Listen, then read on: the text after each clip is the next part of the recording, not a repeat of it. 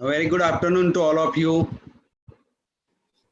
At the beginning, on behalf of Foxy, I welcome you all. As we all know that this is the time of global health challenge, pandemic COVID-19, a time of social distancing, a time of lockdown, a trying time, uncertain time, and a time of virtual webinars. So at the Foxy level, we are very much proactive. Whatever waste we can do to tackle and to help our colleagues and to manage our patients in this crisis of pandemic. At the same time, we are continue with our academics, and in last 2 months since we started our webinars from nearly we can say 10th of the March, and now within 2 months this is the 19th number webinar, and all our webinars are appreciated with very good take home messages. Today also we have one more eminent faculty with us, my friend Dr. Harshad. He is going to speak on a very interesting topic, a rare topic, pregnancy after cancer therapy. He himself is a gynec oncologist. He is professor and head of the department at Bharati Vidyapeeth Pune, Medical College, Pune. He is the president of Pune Gynec Society, past chairperson, Oncology Committee Foxy 2009 to 11, and a very good friend of mine. We have many times, very good times spent together, and I am very much eager to hear you, Harshad. Yes. Now it's your time. I hand over mic to Harshad. Thank you, Dr. Alpesh. Good afternoon, everybody. It gives me great pleasure to welcome you all for today's webinar on pregnancy after cancer therapy. At the outset, let me thank Dr. Alpesh Gandhi, our President Foxy, for inviting me to speak at today's webinar and for sharing this excellent digital platform of Foxy Connect. I hope all of you are safe and healthy in this COVID times. So let's begin today's webinar. So there is no role more important and more eternal than that of motherhood. But all women are not so fortunate. Today, women tend to delay motherhood to their 30s, and some unfortunate ones land up battling cancer before going the family way. So for them, the big question is successful pregnancy after cancer therapy a dream or a reality? Cancer survivors are faced with various issues. Most cancer survivors have significant health issues, reduced chances of marriage, problems in marriage, and concerns about bringing up a family after cancer, anxieties about recurrence, life expectancy. So on this background, we will address issues and questions related to pregnancy after cancer, like do we want to have pregnancy? Can they get pregnant? How to plan a pregnancy? How to manage a pregnancy after cancer therapy? And what are the options for fertility preservation? So let's first come to, do cancer survivors desire pregnancy, and what are the chances of getting pregnant? More than 50% of the patients desire pregnancy after cancer therapy. Now, this is a study in which young women diagnosed with cancer were accrued, and they are suffering from leukemia, Hodgkin's, non-Hodgkin's, breast cancer, gastrointestinal cancers, various types of cancers. But all of these young patients did desire pregnancy after cancer therapy. And the reason being, cancer survivors have a higher level of post-traumatic stress disorder or low intensity of quality of life. But all of them perceive pregnancy as more central to their identity. So the question of will there be subsequent, what will be the subsequent chance of pregnancy in these patients? So now this is a population-based analysis for this the European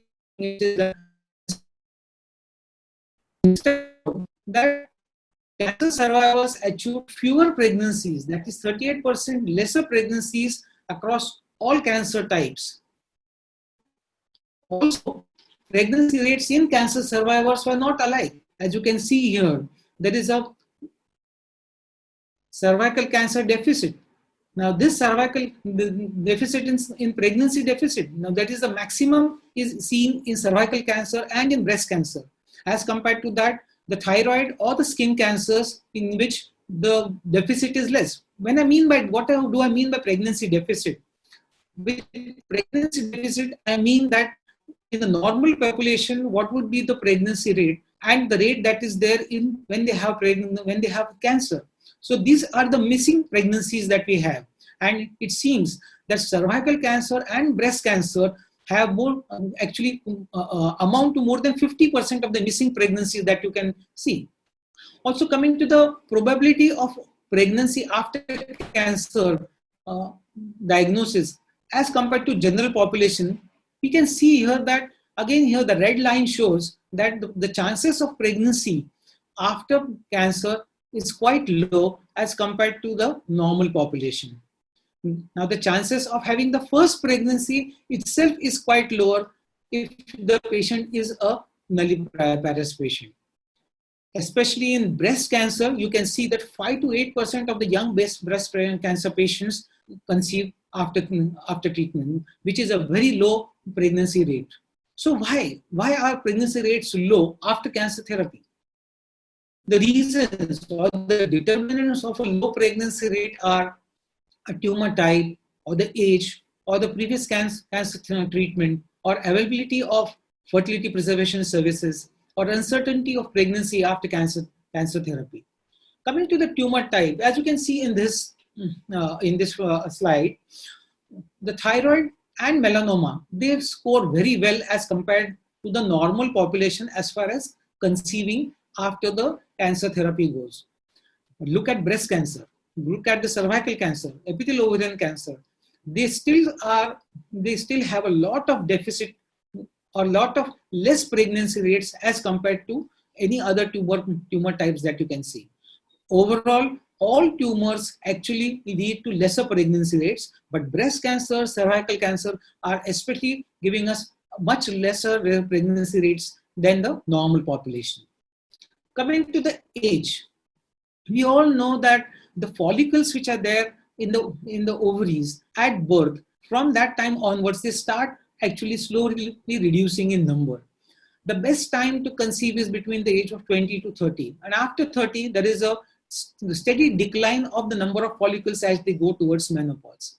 Now, if a patient actually has a chemotherapy or a radiation during this phase, then instead of having the menopause, a normal menopause at the age of 50 or 51, she would land up into a menopause which nearly around 12 to 15 years earlier than that of the normal population. So this getting a menopause early or the number of oocytes which are less, this is also actually a contributing factor to the lesser number of pregnancies. This is now what I talked about breast cancer and about the Hodgkin's cancer. Both you can see the red lines are the cancer survivors and the blue are the actual population. So in these patients, the chances of having a pregnancy is quite low. Then coming to the third reason would be previous cancer treatment. Here gonadotoxicity and the duration of treatment is very important. Gonadotoxicity because of chemotherapy. Now, chemotherapy causes destruction of the growing follicles, loss of primordial follicles, loss of ovarian reserves, ovarian atrophy, and finally to ovarian failure. As you can see in the slide, gonadotoxic chemotherapy results into destruction of follicles. Now, this actually reduces the estradiol and inhibin.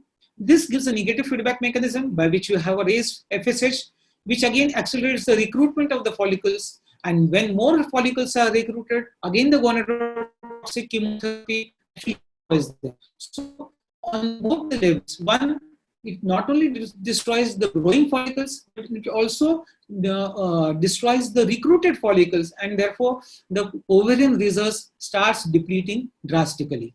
So chemotherapy would actually give you an immediate and a late effect on ovary. The immediate effect is depletion of the growing follicles, and the late effect is premature ovarian failure.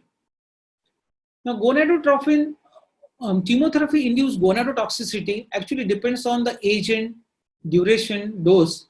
But mind you, most of it is irreversible. And the risk of gonadal damage increases with age. As we said, the number of follicular oocytes also start decreasing. Now, along with this, chemotherapy induces amenorrhea in nearly 0 to 100% of the patients. In younger patients, the amenorrhea would be less, and in older, the amenorrhea will be more. Now, as you can see here, amenorrhea caused by chemotherapy would be to the tune of nearly 40% as compared to more as compared to that in the same age group. The agent which is used for chemotherapy, that is very important. If you are using an agent like cyclophosphamide, which falls in the high risk group, then you have more than 80% risk of premature amenorrhea in women. So we actually can divide patients or the agents into high risk, intermediate risk, low risk, or a very low risk. In the intermediate, in the high risk, apart from cyclophosphamide, even an external beam radiation to the ovaries can also sterilize the ovaries and actually give you early menopause and amenorrhea.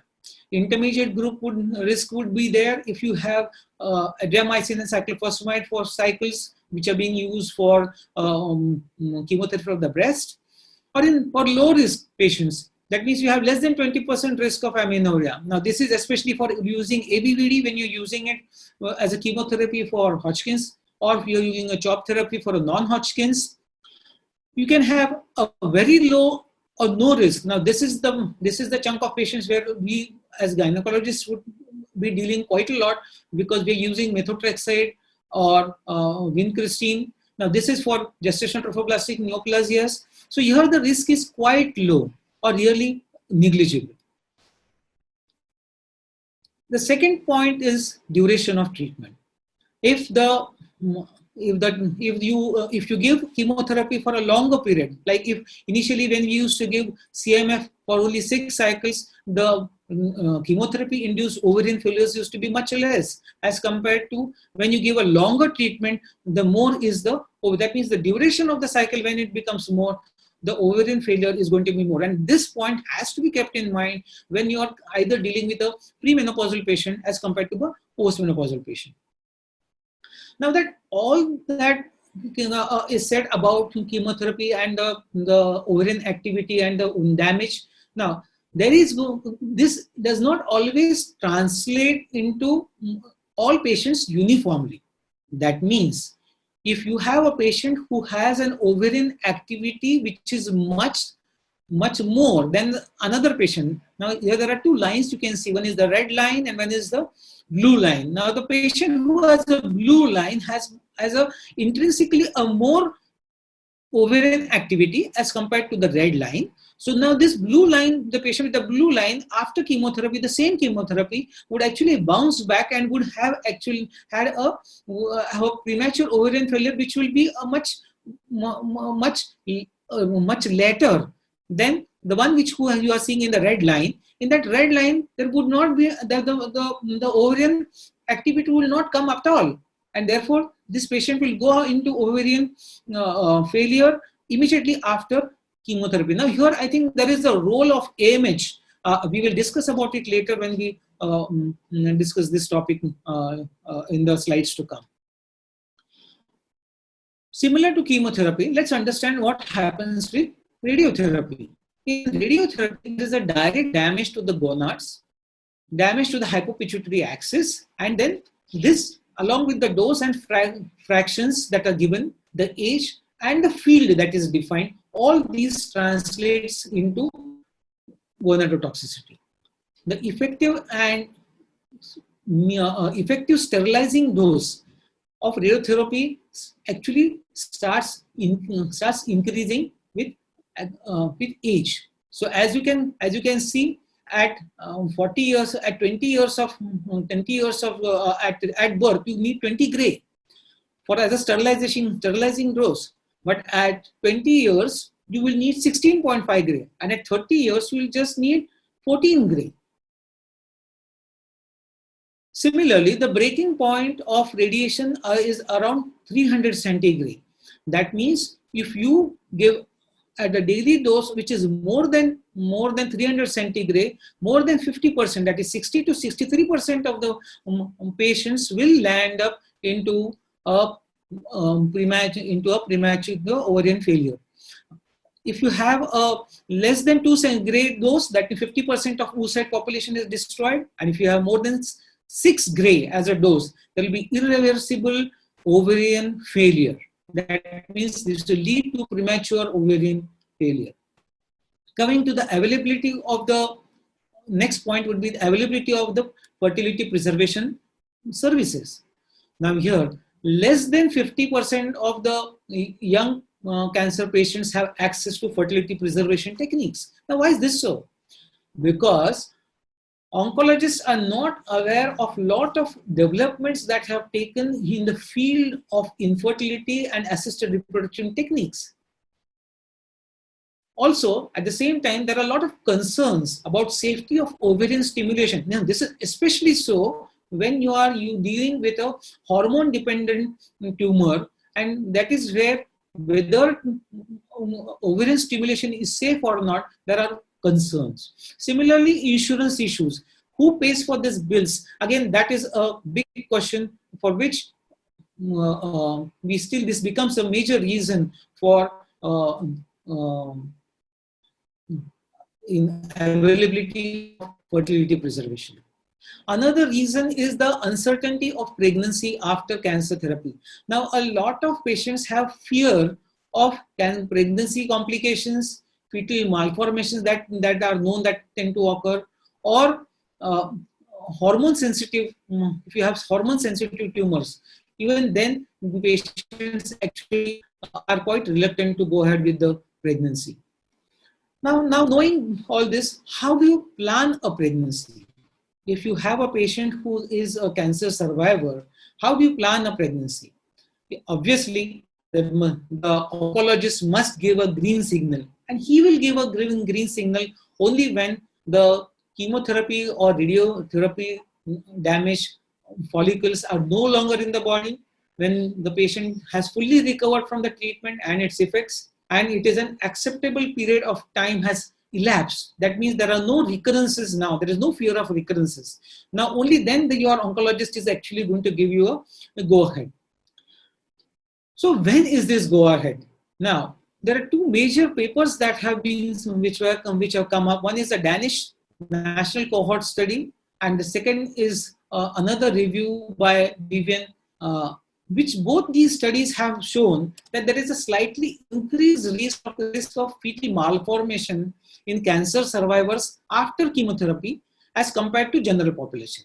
But the risk decreases after 2 years of diagnosis. So that means that 2 years is a reasonable time to wait for a cancer survivor before she embarks upon pregnancy. Now, in breast cancer, those patients who are on trastuzumab should avoid pregnancy. They must not only avoid when the patient is on trastuzumab, but also for 7 months after stopping trastuzumab, because trastuzumab, which is also known as Herceptin, now because it can give rise to fetal abnormalities even after up till 7 months. Now, when we talk of 2 years, now there is a peculiar situation that has come up, and that is so in hormone-dependent tumors. One of the examples of this hormone-dependent tumor is a breast cancer, which is a early breast cancer, which has got a ER-positive tumor. Now, in these patients, after the primary therapy is over, these patients are put on tamoxifen for 5 to 10 years, or sometimes even generic analogs can be given.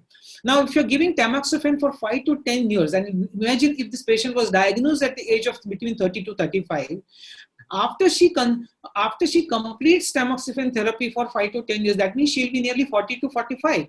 So how is she going to conceive? Now, to address this question, a study was undertaken so that we can we interrupt tamoxifen for some time to finish off the pregnancy and then restart. Now, this is called as the positive trial. As you all know, tamoxifen is teratogenic, it is not used. So, in this trial, which is the pregnancy outcome and safety of interrupting therapy of women with endocrine responsive breast cancer, early breast cancer, this is called a positive trial. Now, in this, early breast cancer patients were taken up from 18 to 42 years of age, and they were, after completing 2 years of endocrine therapy, the therapy was stopped.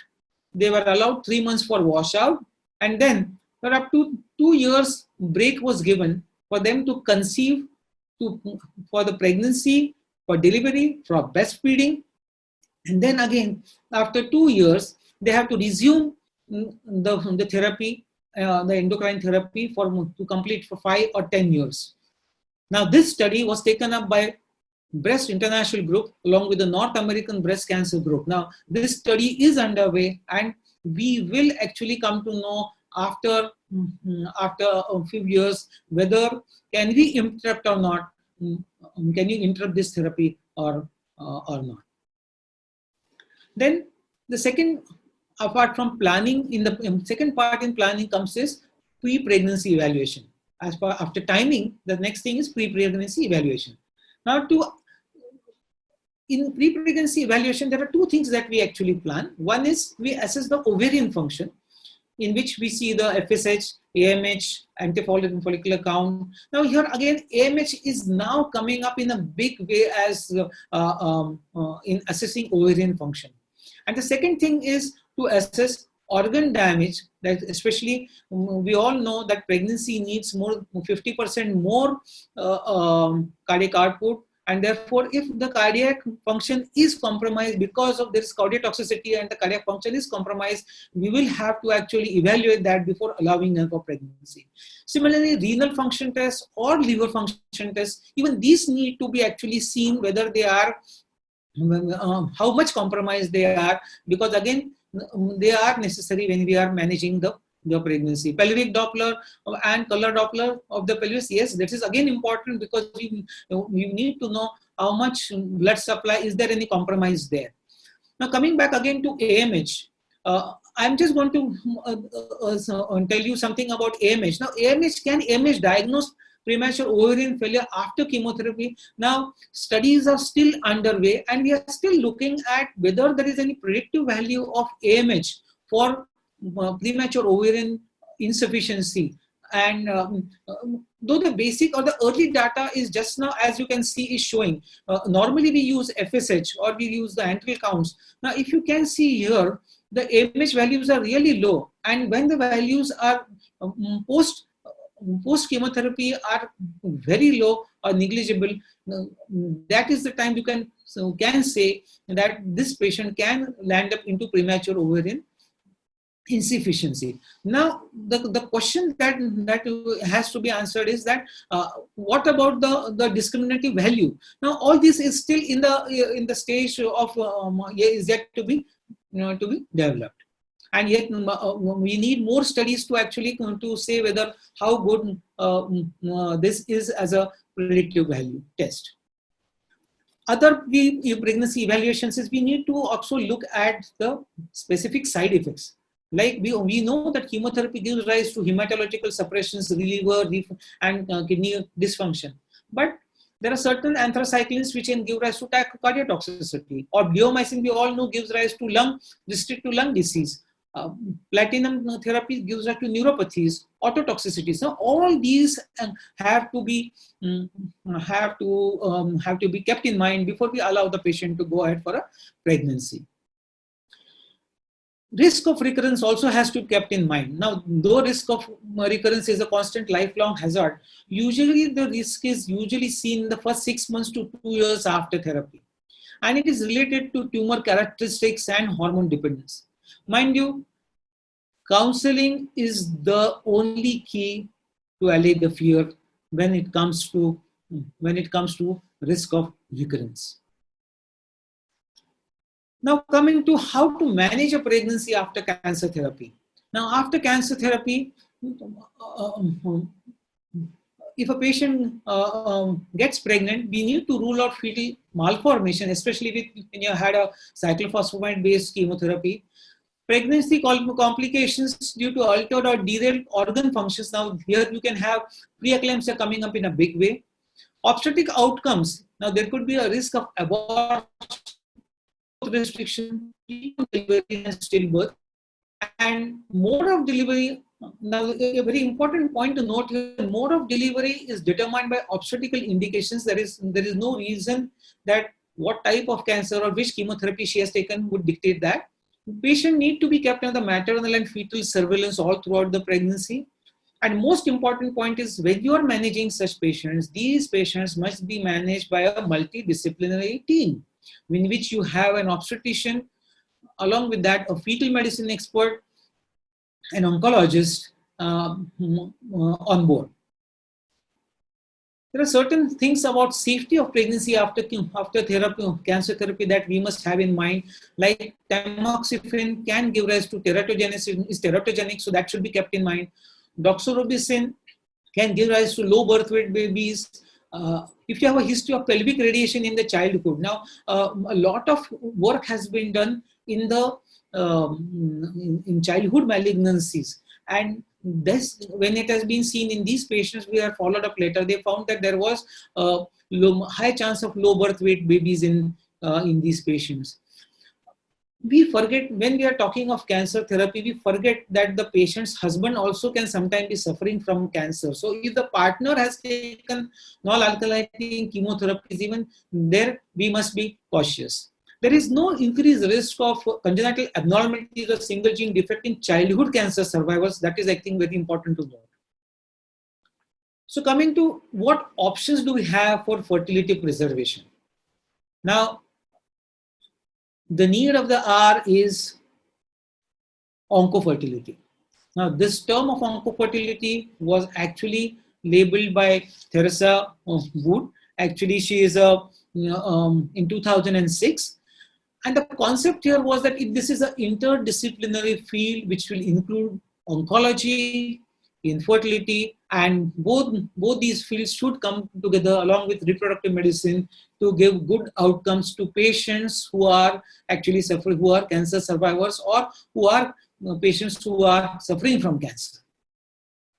The ASRM guidelines do tell us that all healthcare professionals should not deny cancer patients assistance with reproduction. So we must tell them about, we must share with them such type of fertility preserving therapies are available.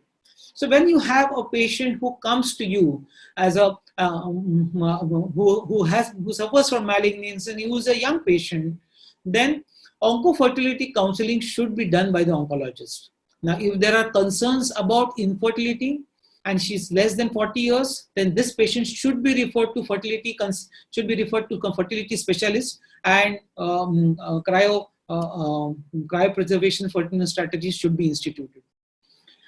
If the patient is somewhere between 41 to 45 years of age, then these patients can still be given temporary ovarian stump suppression by GnRH during chemotherapy like leuprolide. For patients who need infertility counseling, I think infertilologists and my ART colleagues are the best who would give you solutions for that. Now, I'm just going to tell you what all things can be done as far as fertility preservation are concerned. Here, before we give them any option, we must do an individual risk assessment, looking at the cancer type, the age, the treatment plan that she had, or we look at what risks is she having, and then we must offer her treatment options. Now, when we are giving her treatment options, the conservative fertility sparing surgery could be the first option that I would give, but I'll just enumerate the options that we have. Conservative fertility sparing surgery, ovarian transposition, embryo cryopreservation, control ovarian stimulation and oocyte cryopreservation, ovarian tissue cryopreservation and transplantation, and ovarian suppression. Coming to fertility sparing surgery in ovarian cancer. Now, this can be given to malignant germ cell tumors or stromal tumors, borderline tumors, or stage 1A invasive epithelial ovarian cancers. Malignant ovarian tumors respond beautifully to chemotherapy, BEP, and therefore you can do a conservative surgery in these patients, like ovarian cystectomy or unilateral salping oophorectomy. But a word of caution here. Comprehensive surgical staging should be performed with all fertility sparing surgeries. And after the pregnancies are over, this patient should be called back for a completion surgery, because there is a 9 to 15% chance of late recurrences in all these patients. Coming to fertility sparing surgery in cervical cancer, we have radical trachelectomy. And the issues with radical trachelectomy is, one is patient selection becomes a very important point here. Secondly, the technique is a bit intricate. And the third point here is regarding the preterm deliveries or preterm births that do take place. So these are the considerations when we are talking of radical trachelectomy. Ovarian transposition or oophoropexy. Now, this is especially important when you are doing a pelvic radiation for cancer treatment, where you are expecting a radiation scatter. Now, mind you, ovaries are not always protected when you are actually doing, because sometimes the scatter can occur unless you are doing a specific beam therapy or radiation therapy, where it is only a very focused therapy. But yes, it is very strongly recommended in young girls who need chemotherapy, who need radiotherapy. The procedure is very simple. You have to do it laparoscopically, all by laparotomy. Divide the uterovarian ligament and fix the ovary in the paracolic gutter. Again, your patient should be made aware this technique is not always successful. Yeah, this diagrammatically we are just showing you how the ovary is released and then it is actually fixed onto the paracolic gutter. Now, from here on is the domain of my infertility colleagues. I'm just enumerating it. I'm not an expert on any of these embryo cryopreservations or neither the oocyte cryopreservations. My colleagues who are doing it usually do it for me.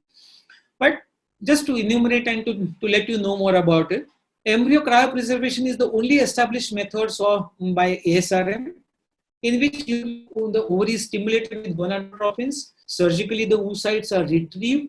In vitro fertilization of the oocyte and the sperms are done. And whatever resultant embryos are there, they are all frozen.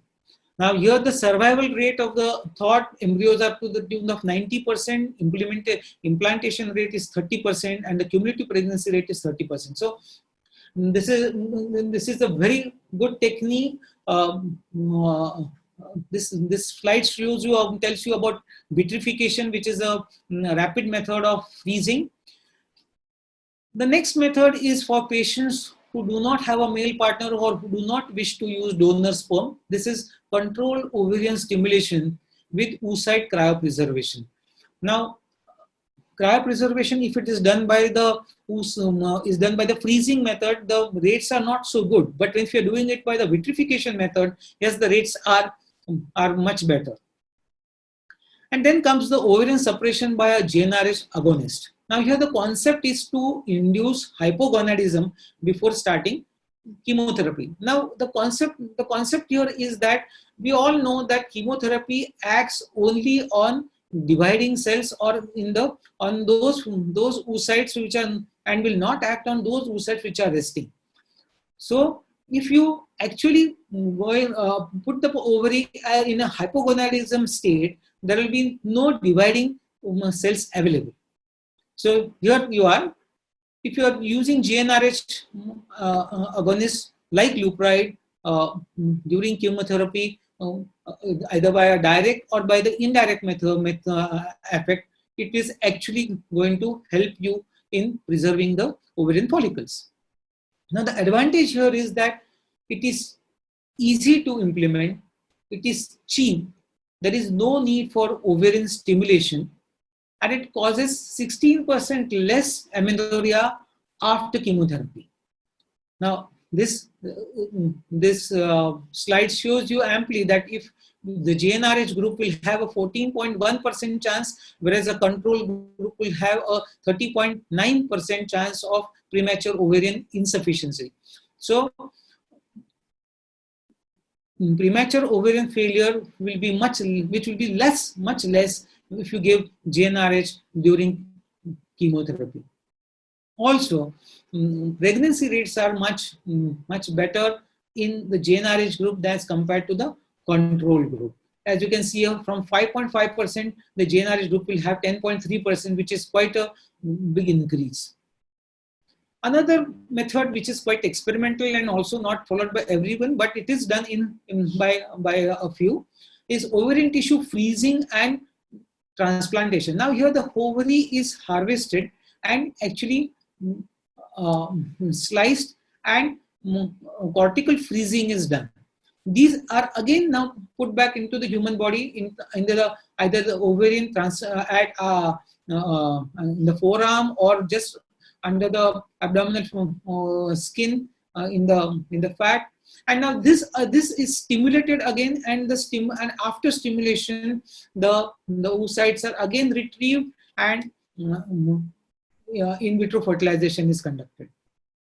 Now these all methods are being done by various people around the world, but one thing is for sure: for better outcomes of fertility preserving strategies, patient education and social awareness is necessary.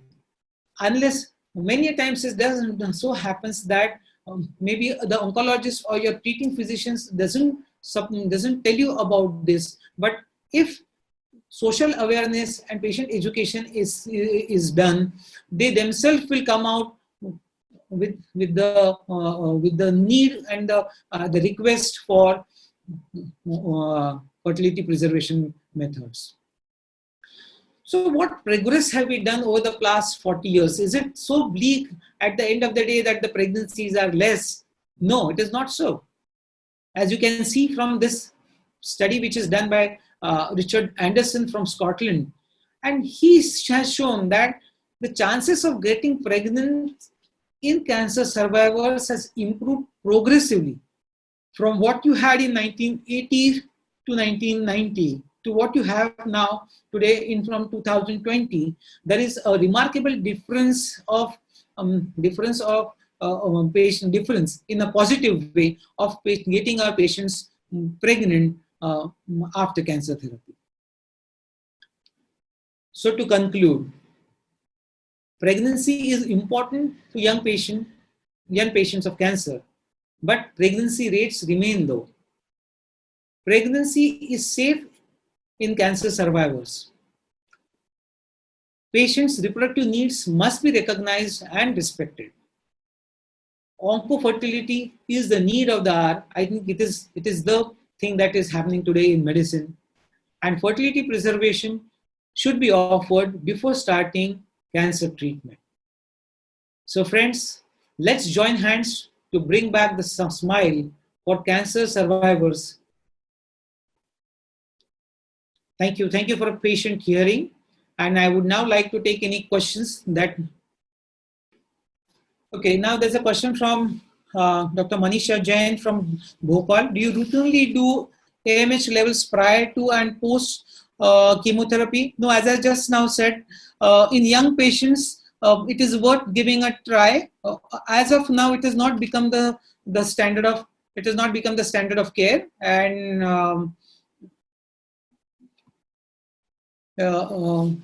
yes, but in the days to come, yes, surely we would like to have AMH levels being done in these patients. The second question she has asked is, what about germ cell tumors in adolescent and pediatric group?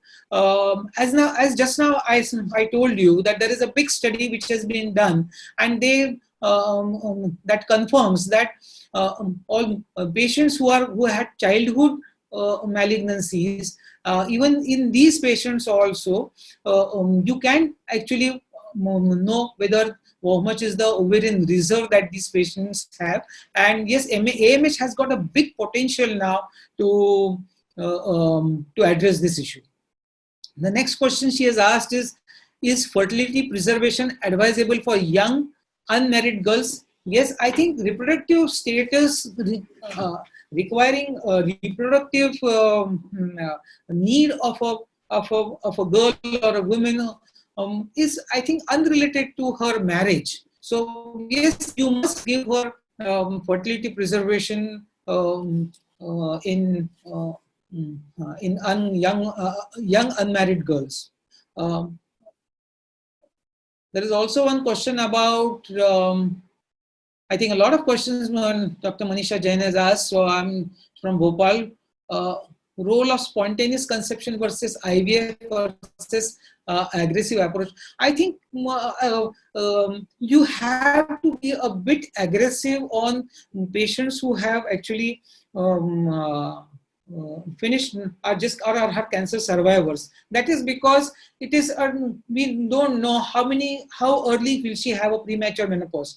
Till the time we develop a test that will tell us how early, now within how many years is she going to have a menopause, or how early is she going to ovarian failure. I think we must be a bit aggressive on these patients and get them conceived after chemotherapy is over.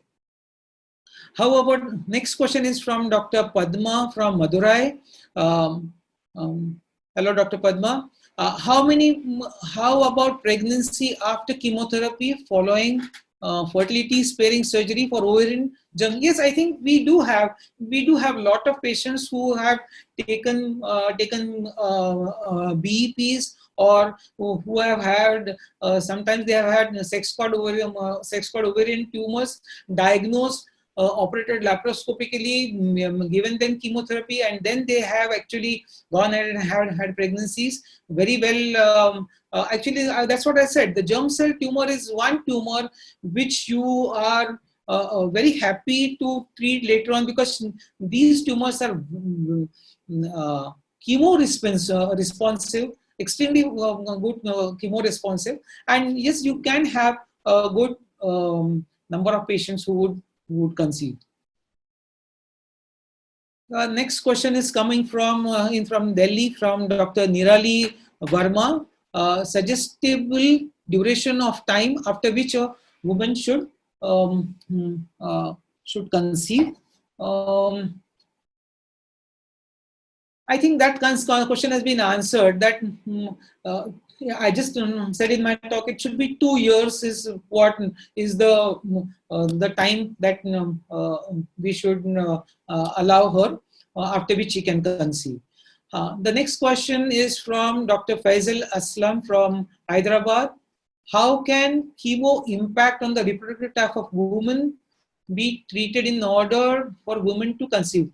I think there is not much that you can do. What you could do is that you can take help of your reproductive, your ART specialist, and you before going in for the chemotherapy, it is, they say that all my ART friends, specialists keep on saying that we just give me 2 weeks. They would do a controlled ovarian stimulation, retrieve the oocytes and freeze them, do cryopreservation, and then ask us to go ahead for chemotherapy. Then again, I have a question from Dr. Devendra from Mumbai. How impact of medications of cancer can be adjusted while a woman is planning to conceive? Um, I think that is also answered in my question in my presentation, because the commonest medicine that is given is actually tamoxifen, and that can actually be, whether it can be stopped or not for a brief period of 2 years or not, that is the positive trial is what is going to tell us all about. I have a question from Kolkata, Dr. Hasrat ji. What are the common pregnancy related complications associated with cancer treatment and its side effects? I think we have dealt with it. The common pregnancy related complications that we usually see actually is low birth weight and growth restriction. That is the commonest thing that you would see. After that, the next online would be preterm deliveries. The next question is from Babitha Pariga from Vijayawada. Role of ovarian biopsy in normally in ovarian malignancy in staging role of ovarian biopsy of normal ovary in novel. I think when you are doing an ovarian malignancy surgery, depending upon what is the stage of the tumor, this question is actually trying to ask me what is the staging laparotomy that we do. Yes, we do staging laparotomies, and we have to actually, if it is in an advanced stage, we have to remove the both the ovaries and the uterus. Well, if it is she is in a early stage disease, then and if she is a germ cell tumor, then yes, there is no need to actually go, if it is a normal, grossly normal looking ovary, there is no need to go ahead and do a ovarian biopsy on her. The next question is from Virudhu Nagar, Dr. Bharati Devi. If patient aged 32 with early pregnancy, if she is diagnosed with CIN1, what about continue? Yes, you must continue this. Actually, CIN1 as it is, whether pregnancy or non-pregnancy. If you have CIN1, you as it is observe the patient, you give her local therapy and call her back after a few weeks. So as it is, from CIN1 can be actually observed. Surely it can be observed till the end of pregnancy. Let the pregnancy be over, and after the pregnancy is over, you could still go back and re-evaluate her. I have next question is from Mysore, from Dr. Rekha. What steps can physician and patients take to proactively manage pregnancy following? Yeah, I think we discussed this in this whole lecture, is that we need to actually allay the fear that the patient has about cancer. That is number one. If you have if this patient comes to you before the treatment is started, well, and if she is young, you can actually tell her about preservation, fertility preservation strategies, methods, and you can give her those options. Bring in your ART consultant friends and give her a good option, good outcome in that. We have there is the next question is from Madurai, from Dr. Padma. Any study on pregnancy post pelvic radiation? Yes, there are studies with where we have patients who conceive after radiation. But as I said, the number is much less as compared to that which is there in chemotherapy. As it is, if you look at it, apart from cervical cancer, for for an early endometrial cancer, you would not give her radiation. It is basically cervical cancer which will need post-operative radiation, and that is why cervical radiation, cervical cancer, in which radiation is given, has one of the least number of patients who conceive after after therapy.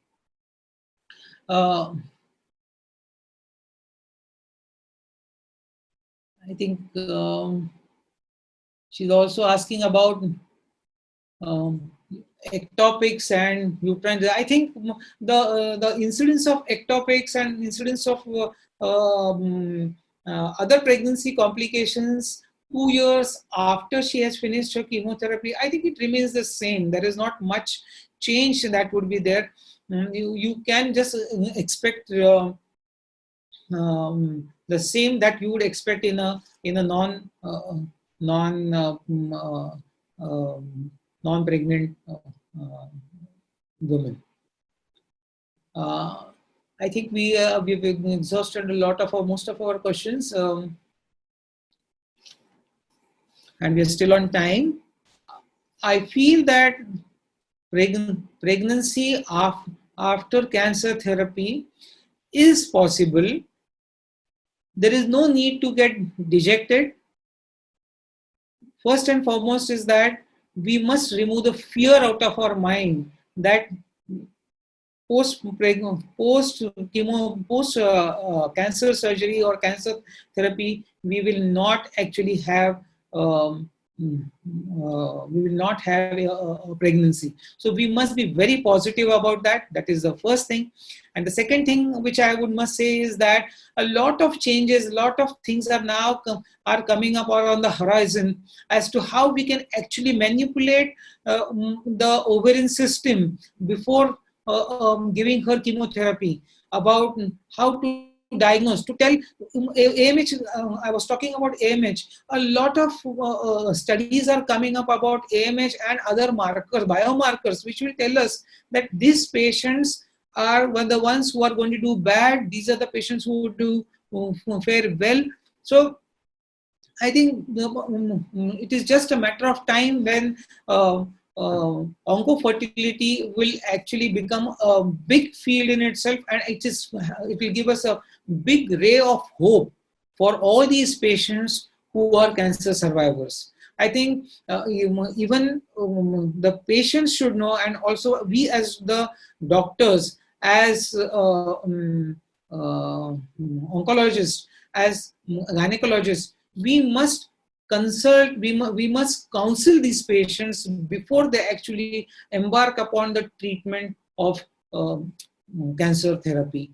And we must tell them about the ways and means in which they can actually get pregnant later on.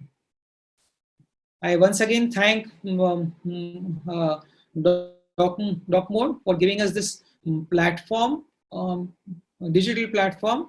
I thank Foxy, and I also thank Dr. Alpesh Gandhi, our president, for offering us or making this digital media available to us and starting this excellent initiative.